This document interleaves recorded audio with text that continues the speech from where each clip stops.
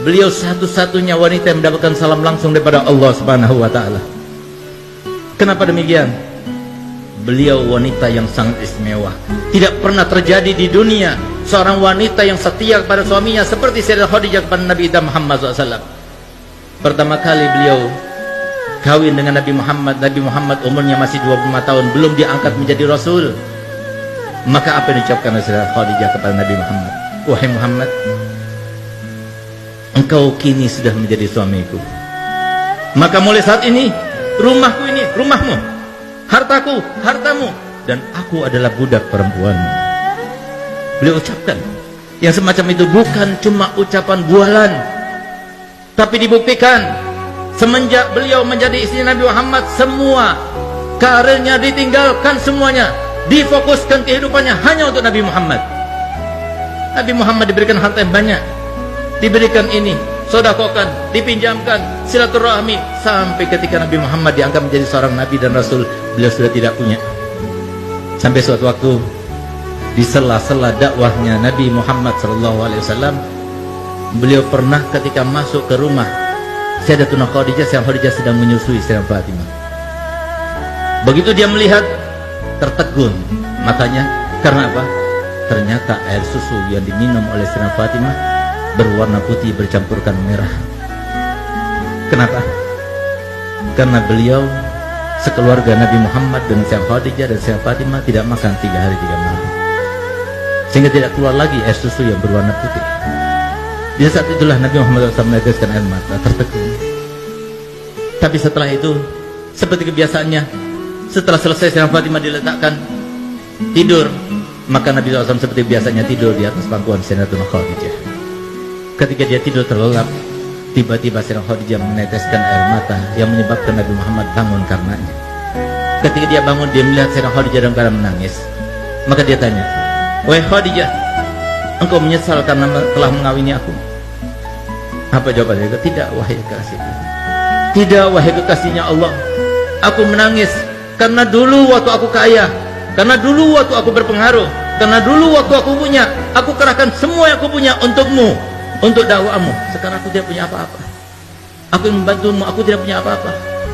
Kalau penyesalan itu ya Rasulullah, kalau engkau anggap aku menyesal karena telah mengawinimu, dengarkan perkataanku. Kalau seumpama aku sudah meninggal dunia, sementara engkau masih membutuhkan biaya, engkau tidak mendapatkan biaya itu, galilah kuburanku, ambillah tulang belulangku, rakitlah, gunakan untuk sampanmu, untuk jadikan sebagai rakitmu, untuk perjalanan dakwahmu. Kalau engkau mau, pergilah ke pasar, juallah, dan hasil penjualannya kau gunakan untuk biaya dakwahmu."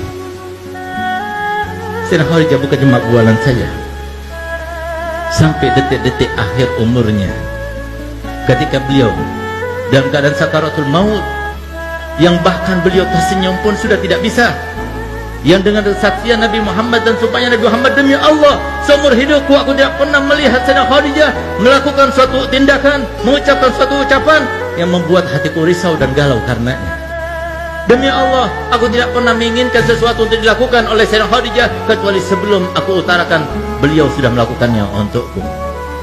Beliaulah ketika beliau dalam keadaan menanggung rasa sakit yang luar biasa ketika sakaratul maut, maka beliau meneteskan air mata di depan Sayyidatuna Fatimah dan Sayyidatuna Ummu Kulsum yang hanya berduaan yang menjaganya Sayyidah Khadijah. Di saat itulah ketika melihat tetesan air mata, maka Sayyidah Fatimah berkata kepada ibundanya, "Ibu, engkau merasakan sakit karena sakitmu?" "Tidak. Tadi aku menangis karena memikirkan ayahmu. Kalau aku sudah meninggal, siapa akan masakan untuk ayahmu? Siapa akan mencucikan baju untuk ayahmu? Siapa akan menyenangkan hati ayahmu? Siapa akan menghilangkan gundah ayahmu?"